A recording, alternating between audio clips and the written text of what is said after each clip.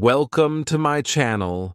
My name is Lena, and today I want to ask you something real. Have you ever tried to learn English for months, or even years, and still feel stuck? You watch videos, you memorize words, you study grammar, but when the time comes to talk, your mind is a blank. You feel frustrated, maybe even embarrassed, and you ask yourself, why am I not progressing in English? Don't worry, you're not alone. I've been there too. I get what it feels like to give my best, only to have it feel like it's not good enough. But today, I'd like to take you on a little trip.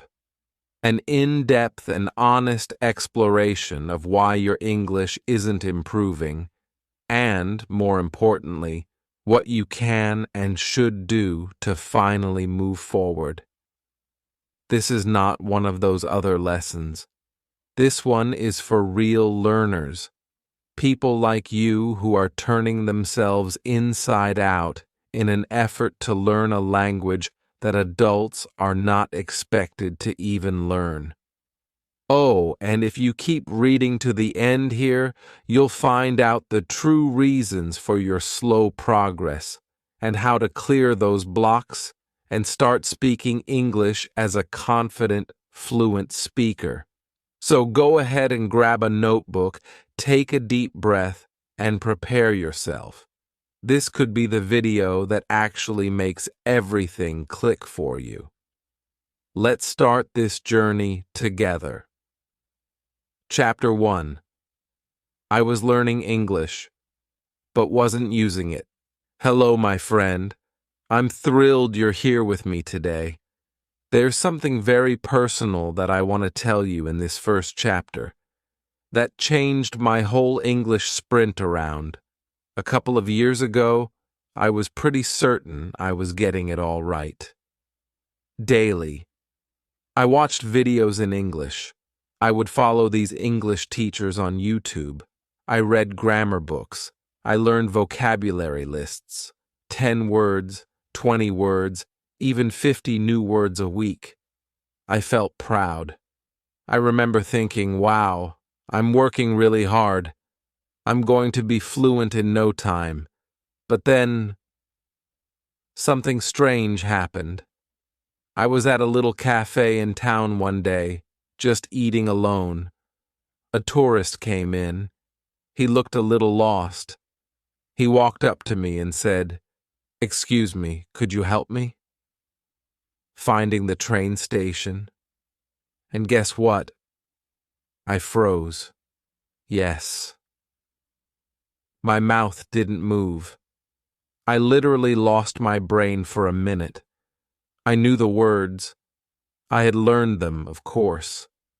Go straight, turn left, next to the bank. But when it happened, I couldn't say a thing.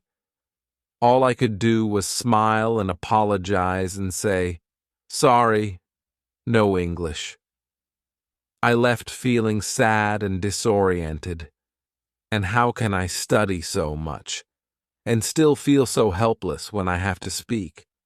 And that was when I had an extremely important realization. So I was studying English, but not speaking English. Ah, my friend, there is indeed a large difference between learning and doing. Watching videos, reading books, and taking notes, that is learning. But speaking aloud, getting it wrong, using your English in the real world, that's practice. And practice is what makes your brain remember. Because practice is what prepares you for the moment. The brain becomes a library if reading is all you do, full of facts, but closed. Tell you what, have you ever learned a new English word and the next day you've forgotten it? Yes? Me too. The reason is that it takes more than reading to make a reader. We need to say it, use it, live it. Here's another one for you. I remember learning 50 English words in 1 week. I jotted them in my notebook. I looked at them every day. But then, I visited a language exchange event. I was in the mood to speak to someone in English. I sat down by a nice guy named Sam. He said, "Hi, what do you do?" And again, silence. All 50 words, gone. My brain said, error.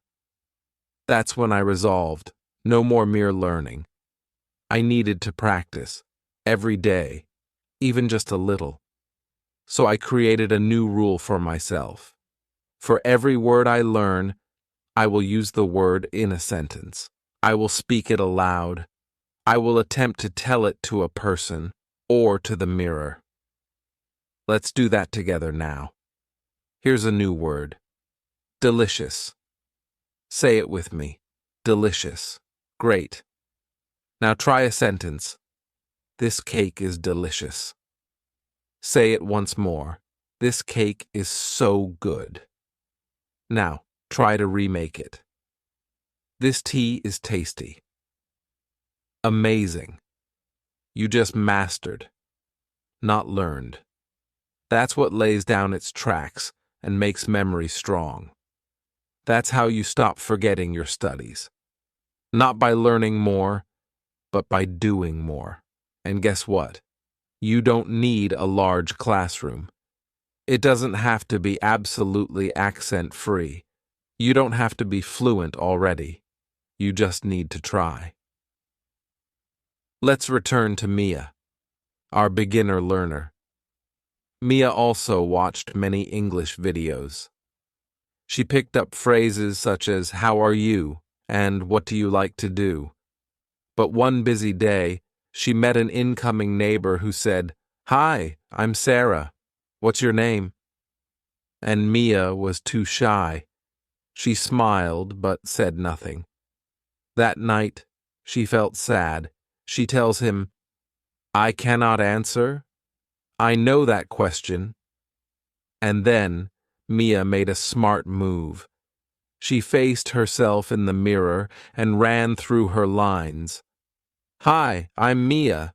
Nice to meet you." She said it again, and again, until it felt easy.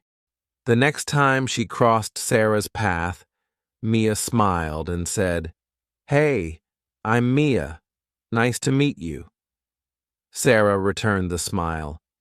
"Pleasure to meet you too." That small moment made Mia feel like a superstar. And I want you to feel that too. Here's an exercise you can try right now. Stop and say out loud, "Hi, I'm your name. Nice to meet you. This food is delicious.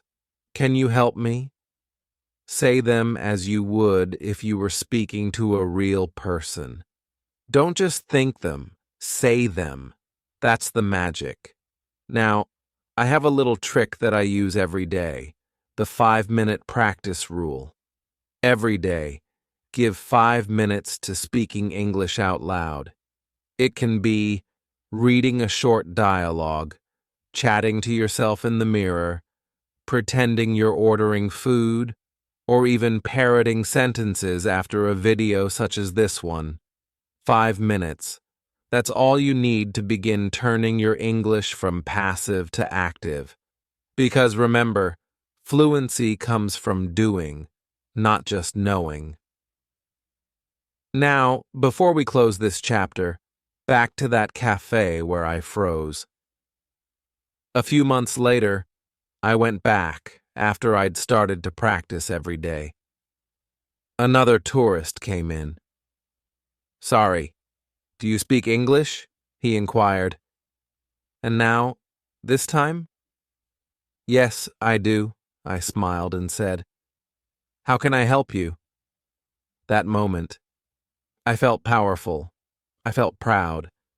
And I hope that you feel the same way. So, yeah, my friend, if you're learning a lot but not speaking, now you know why. Now it's time to start putting learning into practice. Now it's time to say the words, not just read them. Let's do this together. Let's speak English, little by little, day by day. We'll discuss in the next chapter what prevents so many learners from learning. Fear. Fear of being mistaken, fear of judgment, fear of sounding foolish. But we're going to tackle that fear together, and we'll get through it. You are doing great. I am so proud of you for doing this. Let's keep going. Chapter 2. I was scared to get it wrong. Hello again, my friend. I'm so happy you're still with me. In the previous section, I shared with you my experience with learning English yet not using it, and that changed everything. But today, we are going to get into something deeper, something that anchors so many of us in place, and just maybe, it's limiting you too. It's not grammar, it's not vocabulary, it's fear. Yes, fear of talking in English and making mistakes. Allow me to paint you a very real picture from my life.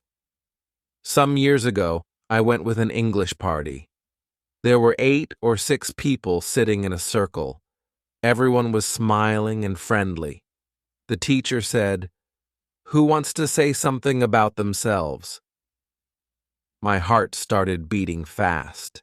I learned how to say, "Hi, it's me, Lena. I'm from..." But not that time. I said nothing, and I just smiled and looked at the floor. One person spoke, then another, then another. 1 hour went by, and I hadn't spoken a word. Why? Because I was afraid. Scared I would say something wrong. Afraid they would laugh. That they would think, "Oh, she doesn't know English." And my friend, perhaps you've experienced this as well. You know the words. You understand the question. When it's your turn to speak, your mouth remains clamped shut. Here's something I've learned. Fear is not what saves you. It's what slows you down. Because guess what? None of them in that group would have laughed. And if I had messed it up, well, the world would not have ended. But fear caused me to squander my opportunity to thrive. Now let's look at Mia. Remember her? She's our baby beginner learner, just like me and many of you. Mia enrolls in a tiny English language tutorial. The teacher says, "What do you like to eat?" Mia thinks, "Okay, I can say that. I like pizza." But then a little voice in her head murmurs, "What if I say it wrong? What if they don't get me?" She almost stays quiet. But this time she takes a deep breath and whispers, I like pizza." The teacher smiles and tells Mia, "Good job." Another person asks, "With cheese or pepperoni?" Mia grins and says, "With cheese. I like cheese pizza." And guess what? Everyone understands her, even with a little pause, even if it wasn't perfect. That little sentence, "I like pizza," was a victory, because Mia spoke up. She fought the fear. She made a mistake. Maybe. But she communicated. Now let me explain a moment that shifted my perspective. I was during the day and someone and I were communicating in English. What I wanted to say was, "I'm so excited." But no, instead I replied, "I'm very excited." Yes, I had forgotten the C. The addition confused the person a little bit at first. They laughed a little and said, "Oh, you mean excited? That's cute." We both laughed. And you know what? That's when I knew. The world doesn't end when you screw up. In fact, something special happens. You connect, you learn, you grow. So if your silence comes from fear of making a mistake, I want you to know, mistakes are not the enemy. They are your teachers. Let's say that together. Mistakes are my teachers. Say it out loud. Believe it. Because the more errors you commit, the better you get. Now, let's apply this mentality with some specific examples. I am going to say a sentence with a tiny slip of the tongue. You attempt to read what is wrong. He goes to school every day. What's the mistake? Yes, it should be, he goes to school. But did you know what it meant? Yes. So the flub didn't halt the message. So that's why communication is something I prize even more than perfection. Now it's your turn. Why not say, I go to the market. Did you say it? Great. Then fix it. I go to the market. You see, you just fucked up and saved your neck. That's learning in action. And what about Alex, Mia's new buddy? Alex isn't really good at English either, but he talks all the time, even when he's not sure. Alex, how do you talk so much? One day Mia says to him, aren't you scared of mistakes? And Alex says, yes, I do anything and everything perfectly. And Ben replies, and sinister music begins. Yes, I have made a lot of mistakes, but I speak anyway. If I wait until I'm perfect, I'm never going to say anything. Wow, that floored me the first time I heard it. If I wait till I'm perfect, I'll never speak. Let that sink in. And now, I want you to try this with me. Let's say 3 sentences, and don't worry about getting it perfect.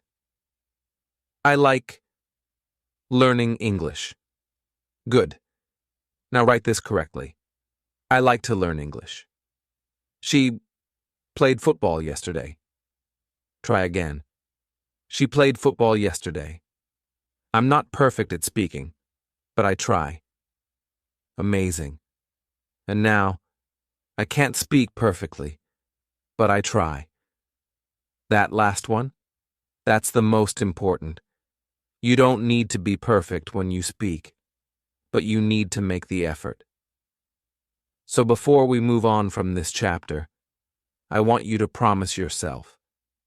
Now put your hand on your heart and say this. It's all right to be wrong. I am learning. I am growing. I will speak anyway. Say it again. Louder.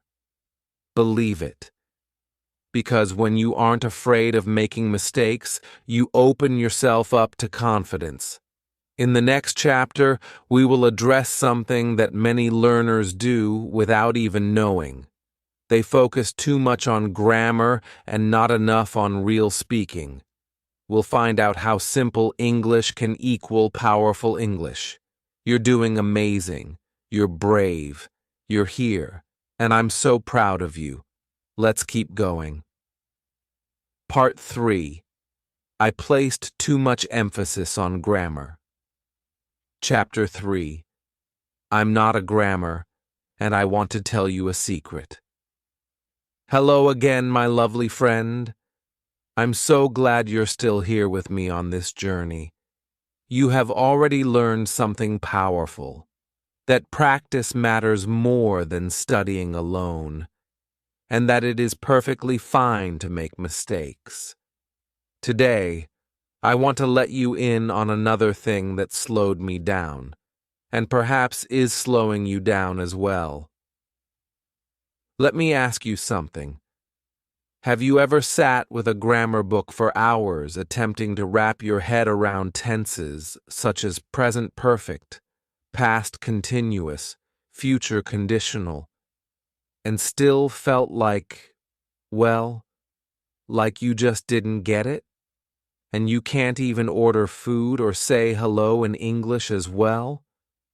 That was me. From when I started to learn English, I was thinking, I must know grammar first, then I will speak. So I devoted months, yes, months, to reading rules. I was careful to record, say, this kind of observation. She has been working since this morning. If I had known, I would have gone. I was walking when he called me. But guess what? I couldn't even say, "Hi, my name is Lena," without being scared. And that's when I got it. I was doing it all wrong. I was attempting to be a grammar expert before being a speaker. And here's the truth I want to tell you today. Grammar matters, but it's not your top priority. Let's go back to Mia's story.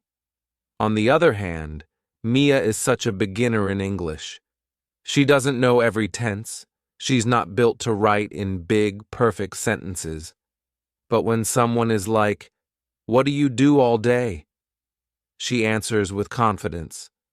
I wake up, I eat breakfast, I go to class, I read, I sleep. Simple? Yes. Correct? Yes. Powerful? Absolutely. Mia deploys the present tense exclusively, and she speaks clearly. No long rules, no hard grammar, simple little sentences that are effective. And I'll tell a humorous anecdote from my own life. A genuine aha moment for me. I was at some English event and someone asked, "How was your weekend?" I had been studying past perfect that entire week, so I replied, "I've gone to the market because I needed some vegetables, but then I realized I forgot the wallet at home, so I came home, and now I'm leaving again later." I felt like such a smartass. But the person only stared at me blankly and asked, well, did you go shopping or not?" We both laughed.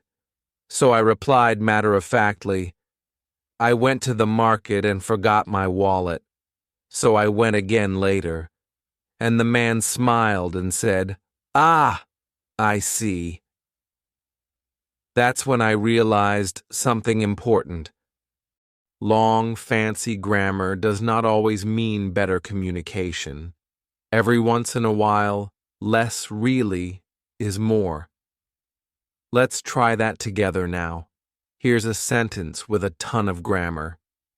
If I had studied yesterday, I would have done well on the test today. Now instead say this. I didn't study. I failed the test. Both mean the same thing. But the second is the clearer, smoother option, particularly for novices. So I want you to drop that thought. I have to be perfect with my grammar. And start thinking, my message has to be clear. Let's practice with Mia again. Her teacher asks her, "What do you do after school?" Mia says, "I eat dinner. I watch TV. I talk to my mom. I sleep." Perfect. No grammatical stress, just clear ideas. Now it's your turn. Stop the video and tell me 3 things you do at night. Use only the present tense. Like this. Right arrow. I eat. I relax. I sleep. Go ahead. Try it. Say it out loud. Feel that? You're already speaking English. Now, this is a little tip that I use, especially with my beginner students. Concentrate on the 3 most important tenses first. 1. Present simple, for everyday things. I eat, I go, I work. 2. Past simple, for things that happened. I went, I saw, I ate. 3. Future simple, For a plan, I will go. I will call. I will eat. Forget the rest, for now. Don't get obsessed about the perfect continuous or conditionals or passive voice yet. That will come eventually, once you feel comfortable speaking. I eat lunch. Yesterday, I ate lunch. I will eat lunch tomorrow. That's it. You already know more than you realize. But I have to tell you something now.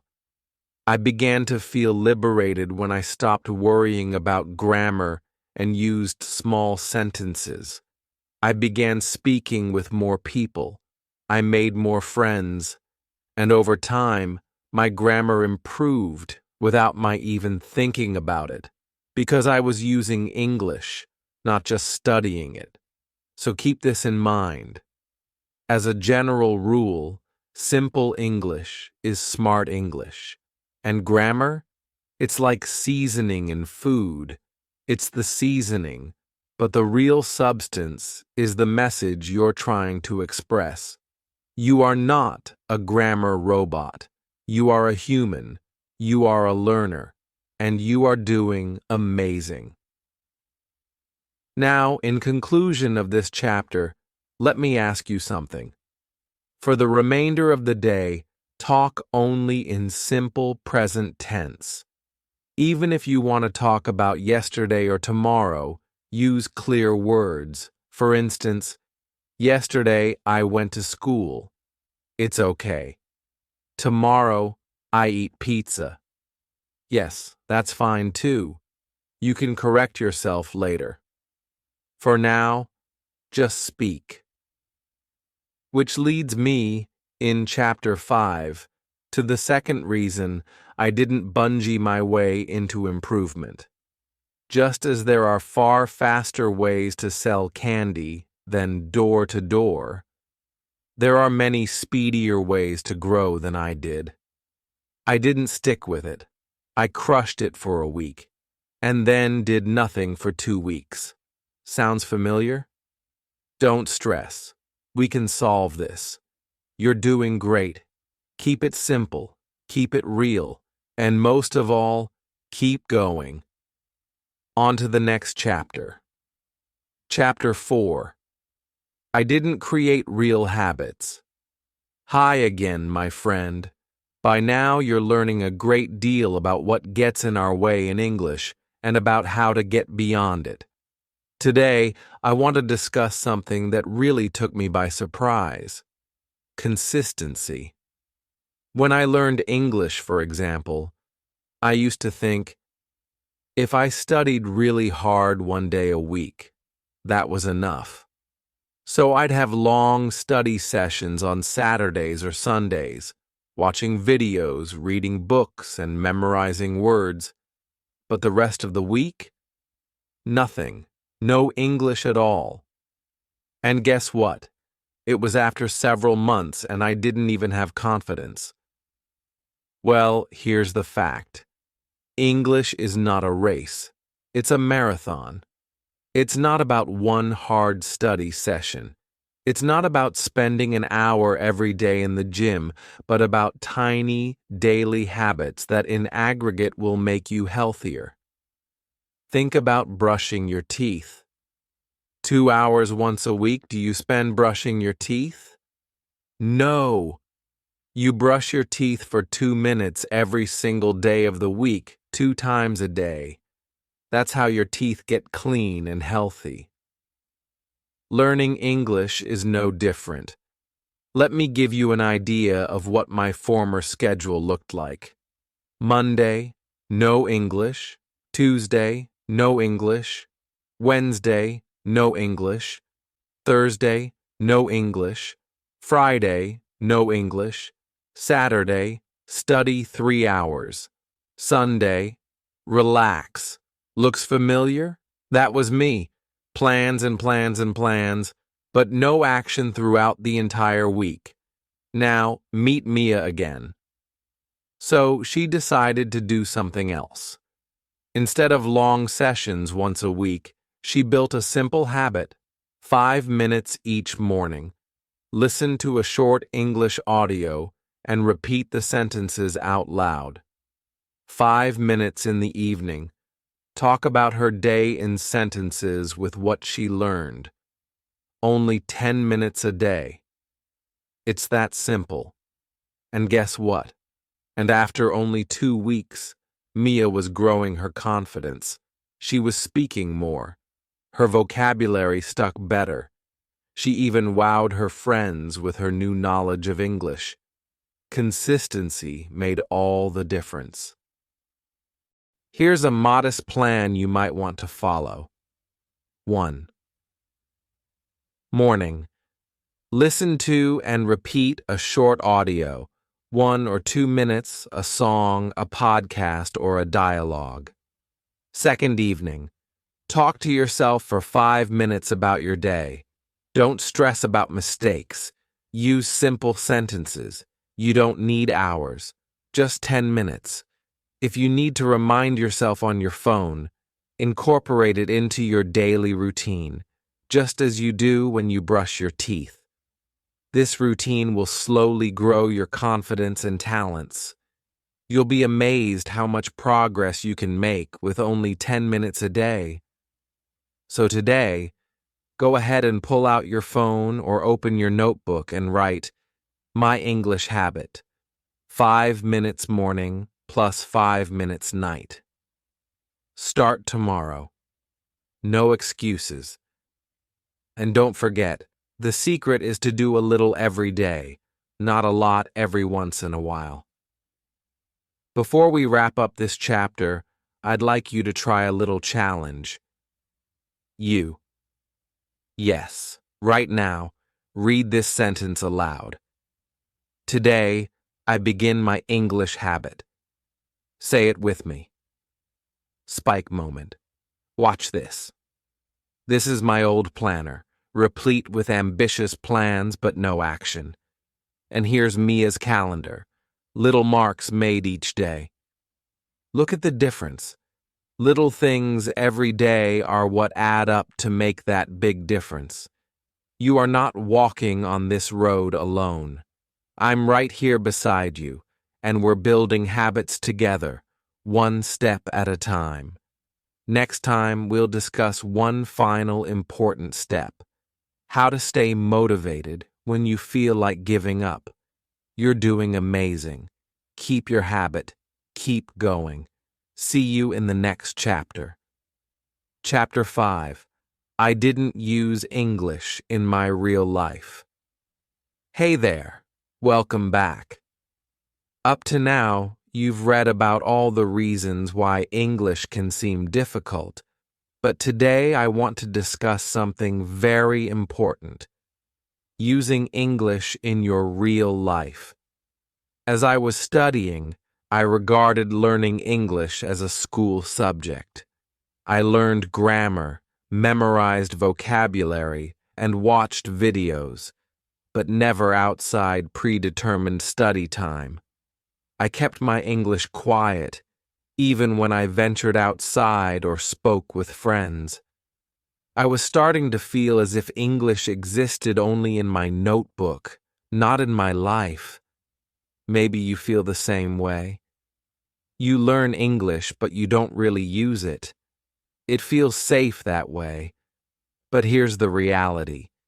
If you don't use English in real life, it remains inside your head, and it doesn't develop. Well, one day, great things happened to me. A tourist stopped me in the street and said, "Sorry, where can I find the bus stop?" At first, my heart raced. I was like, can I really respond in English? I said, "The bus stop is next to the big bank, and just go in straight and turn left." The tourist beamed and said, "Thank you so much." And that was it for me. All of a sudden, English wasn't just a class, it was a means, a tool that I could use for good, to help people, make friends, and have a better life. The day that I first felt proud and confident. And you can feel this too. Using English can be easy, and it can be exciting. Try these out today. Text your friends in English. Maybe it is just, "How are you?" or "What's up?" Get used to walking people through the steps to somewhere, as you just did with me and the tourist. Pretend you're guiding someone. Speak to yourself in English. Tell yourself what you're doing or what you're thinking about. For example, "I am brewing tea," or "I must purchase bread." These are the little ways that English becomes a part of your life. They help you remember words, practice speaking, and build your confidence gradually. Remember, English is a living language. It expands when you use it. Don't wait to find the perfect time or the perfect words. Begin today, even if you only write a few unsophisticated sentences. It is amazing how you can improve when you integrate English into your daily routine. Spike moment. One moment I will never forget is me helping that tourist with English, feeling proud, surprised, and so happy. That was my turning point. Maybe this is your turning point as well. You can do this. Before we go further, engage in a tiny act of this right now. Look around you and speak one sentence in English about what you see. For example, "I can see a blue chair," or "It is sunny." Say it loud. It doesn't have to be right, just try. You're doing amazing. Continue to bring English into your real life, bit by bit. In the following chapter, we'll discuss how to make learning English enjoyable and interesting, how to never want to stop. See you there. Chapter 6. I was looking at other people. Welcome back, friends. Today we're talking about something so many of us struggle with: the nasty habit of comparing ourselves to others as we learn English. I recall sitting through hours and hours of videos of fluent speakers. Their speech was so effortless, their accents so well spoken, and they seemed confident enough. And I felt small. I remember thinking, I'll never be that good. Why even try? Does that resemble anything you know? This emotion is closely felt, but if you're not careful, it can inhibit your progress more than anything else. And it's when you measure yourself against others that you forget one major truth: everyone learns in their own way. Let me tell you about Mia. Like you, she is a beginner, but like you, there are days she feels so frustrated. When she observes other kids, she says to herself, "I'll never speak that way." But one day, Mia does something remarkable. She rewatches a video she recorded of herself speaking English from months ago. At first, she's nervous, but then she smiles, because she hears how much she has improved. Her speech is clearer, her sentences longer, and her voice stronger. Mia is so proud and happy. She's discovered that her own progress is what matters most. This is where Mia's confidence got wings, not by achieving perfection, but by affirming her small victories each day. And you can do this too. Rather than measuring yourself against fluent speakers or those ahead of you, measure your progress against yourself. Ask yourself, how much better am I than in the past? Even small steps count. When you've said one new sentence, understood a basic conversation, or just practiced regularly, all this is progress. Let us not forget, learning English is not a competition. It's like planting a tree. You give it a bit of water every day, and over time, it grows strong and tall. But in comparing, you may forget how large your own tree has grown. Spike moment. A moment to savor. Think about Mia watching her old video. She listens intently and smiles, thinking, "Oh, I really have made it quite far. This is a hopeful and encouraging moment. It shows your hard work does pay off." So today, I want you to do a simple but powerful thing. Look back on the progress you've made in English. Mull over the first words you can recall learning, the first time you spoke, or the first sentence that made sense to you. Celebrate those moments. They are your victories. Focus on your own progress and don't let contrast hold you back. You are special, and your English trip shall be unique. In this next chapter, we're going to discuss how to make learning English a daily habit that lasts and doesn't make you feel tired and bored by it. I can't wait to share that one with you. See you soon. Chapter 7. I was trying to do everything at the same time. Hello again, friends. Today, we're addressing a mistake that many English learners make quite often, trying to learn everything at the same time. I remember those days clearly. I wanted to know every word, every grammar rule, every idiom, and every phrase. I was like, if I have all the information, then I can finally talk right. But guess what? Instead of feeling empowered, I felt adrift, overwhelmed, burned out. Trying to learn too many things at once can leave your brain fatigued and scattered.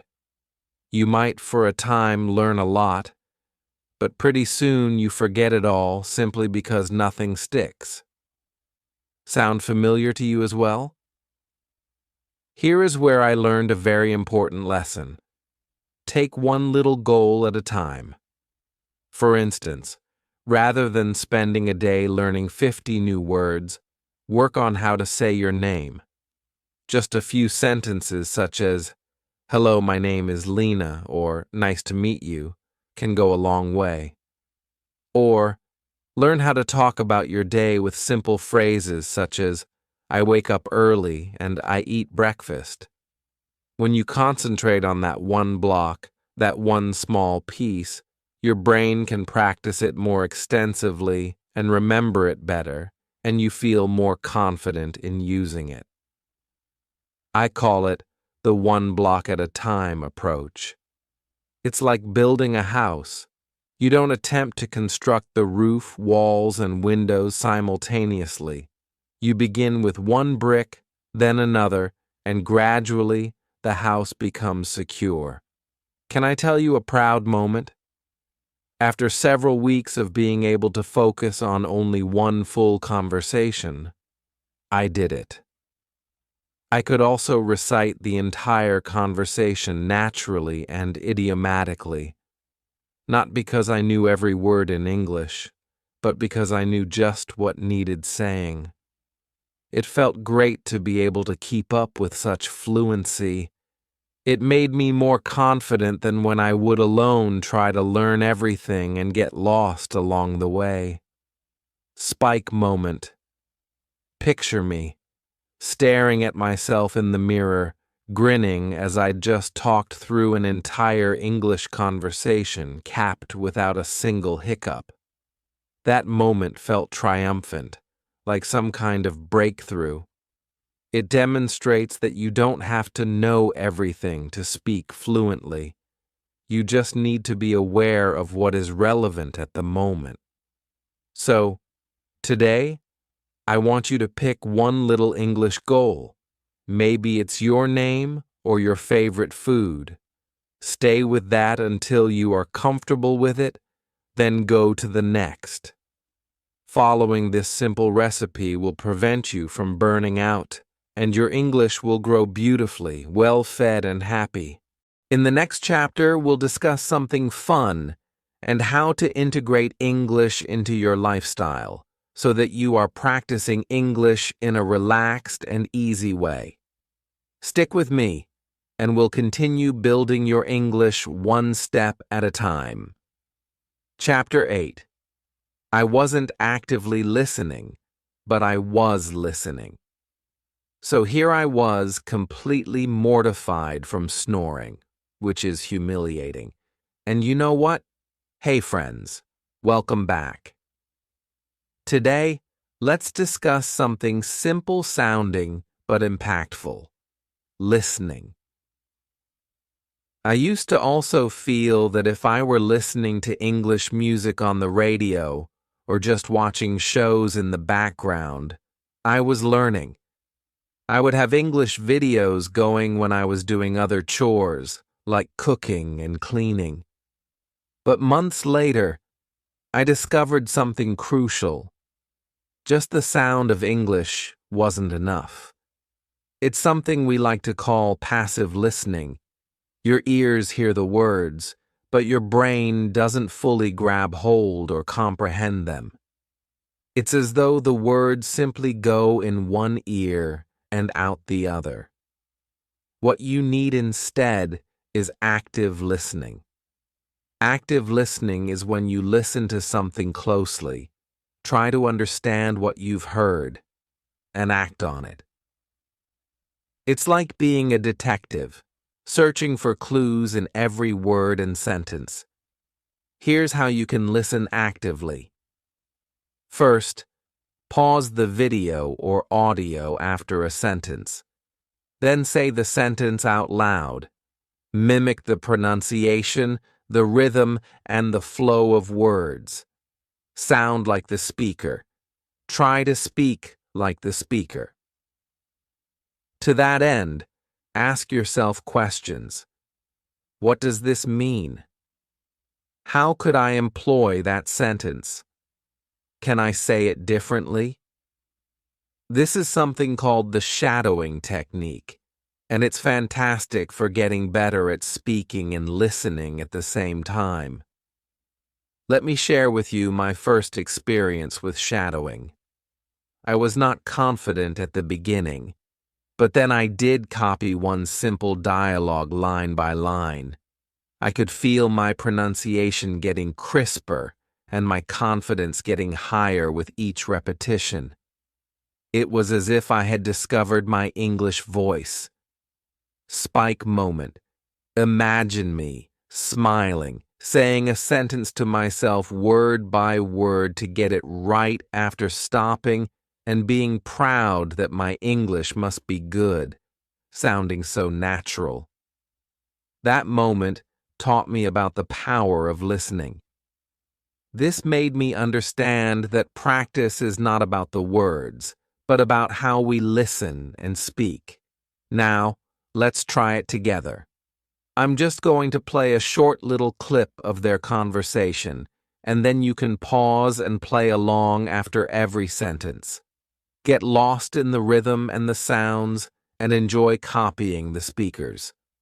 And remember that active listening is not about getting everything right in every instance. It's the process that matters. The more you do it, the better you'll sound and feel. In the following chapter, we'll discuss a common obstacle for many learners: how to maintain motivation in the face of slow progress. Stay right here. We're building your English one step at a time. Chapter 9. I didn't even believe that I could be fluent enough. Welcome back, friends. Special today is a very special episode. You might say it's about something we all feel sometimes but don't like to talk about: self-doubt. For a long time, I believed that fluency in English was simply the province of some people, of the smart ones, or of young people who learn quickly. I said to myself, maybe I'm too old, or maybe I'm not good enough. If you feel that way, you're not alone. But that all changed when I met someone like me. an older person who was also learning English but speaking well and confidently. That was the one who told me that fluency is not a product of age or talent. It's about belief and effort. Your brain just operates differently when you believe you can speak English. You do more, you experiment a little bit more, and you don't give up. So let's do something important now, together. Put this simple sentence in writing. I can speak English. Make a big deal of saying it so he can hear. I can speak English. Say it again. Feel it. Believe it. The little act can change the mental frame. It's like sowing a seed that will flower into powerful English capability. Now, let me introduce you to Mia, our daring learner friend. Mia was too scared to speak English at first, but one day she had her very first actual spoken English conversation without terror. And then she spoke a complete paragraph, with words about her day, her family, and her dreams. Her teacher beamed with pride, and Mia got the happiest feeling. Spike moment. Picture Mia, standing tall, speaking in clear English with confidence, her teacher's pleased smile beaming back at her. That moment changed everything for Mia, and it can change everything about you too. Recall, fluency is not a magic trick or a gift at birth. It's a journey, one of faith in oneself, and a lot of hard work day in and day out. In the final chapter, we'll wrap everything up and discuss how to continue moving forward with your English, no matter what. You're so close. Don't stop now. Chapter 10. I finally learned to learn the right way. Welcome back, everyone. This is our last chapter, and I'm so excited to share it with you because we bring everything home here. For many years, I believed that learning English was all about being perfect, never making mistakes, knowing grammar easily, and having every word at my fingertips. But what I know now is this. It's not about perfection. It's about practice. It's about talking, even if you're shy. It is about choosing confidence over fear and your own progress over comparing yourself to others. And it was out of these depths that I finally found a simple, easy routine that changed everything for me, and can for you too. Aim to learn and exercise only 5 sentences every day. These might be sentences you can hear on the news or on the construction site. Say them out loud, write them in the journal, even flip on a recorder. Next, engage in a brief conversation in English with a friend, a teacher, or, if no one else is around, with yourself. And at last, stop and reflect. Think about what you learned, what you did well, and what you want to try next time. This light daily habit doesn't take up a lot of time, but it adds up, step by step, just like Mia's did. Spike moment.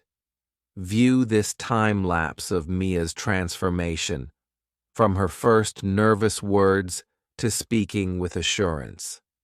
You will witness mistakes, smiles, and slow gains.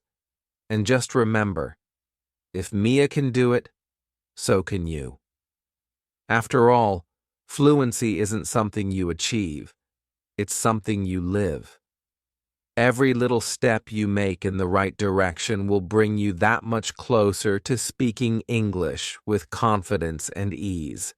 Thank you for coming along for the ride.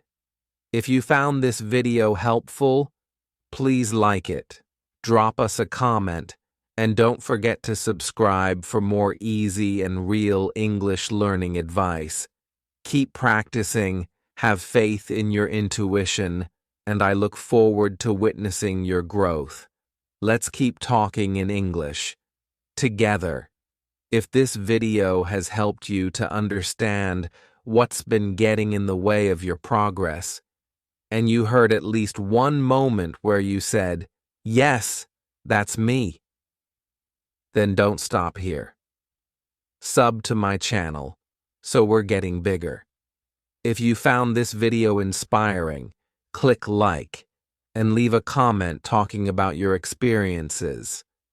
Why do you think your English hasn't improved so far?